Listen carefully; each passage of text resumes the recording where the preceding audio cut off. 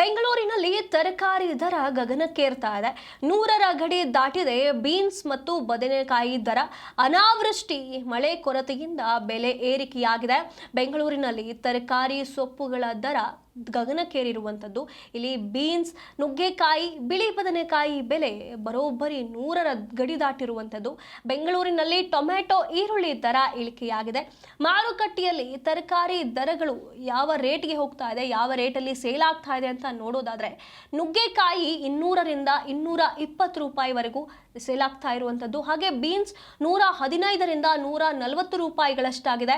ಮೆಂತ್ಯ ಸೊಪ್ಪು 120ರಿಂದ 130 ರೂಪಾಯಿ, ಬಿಳಿ ಬದನೆಕಾಯಿ 110ರಿಂದ 120 ರೂಪಾಯಿ, ಬಟಾಣಿ ಹಾಗೂ ಹಸಿ ಮೆಣಸಿನಕಾಯಿ 100ರಿಂದ 120 ರೂಪಾಯಿ, ದಪ್ಪ ಮೆಣಸಿನಕಾಯಿ ಅಂದರೆ ಕ್ಯಾಪ್ಸಿಕಮ್ ಹಾಗೂ ಕ್ಯಾರೆಟ್ 80ರಿಂದ 100 ರೂಪಾಯಿ, ಬೆಳ್ಳುಳ್ಳಿ 200ರಿಂದ 220 ರೂಪಾಯಿಗೆ ತಲುಪಿರುವಂಥದ್ದು. ಹಾಗಾಗಿ ಗ್ರಾಹಕರಲ್ಲಿ ಇದು ಆತಂಕಕ್ಕೆ ಕಾರಣವಾಗಿದೆ.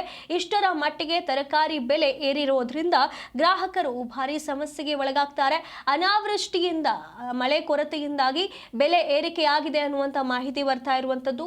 ಹಾಗಾಗಿ ಈಗ 100ರ ಗಡಿ ದಾಟಿರುವಂಥದ್ದು ಹಲವು ತರಕಾರಿಗಳ ಬೆಲೆ. ಆದರೆ ಟೊಮೆಟೊ ಮತ್ತು ಈರುಳ್ಳಿಯ ದರ ಇನ್ನೂ ಕೂಡ ಇಳಿಕೆಯಾಗಿರುವಂಥದ್ದು, ಅದರಲ್ಲಿ ಯಾವುದೇ ಏರಿಕೆ ಆಗಿಲ್ಲ.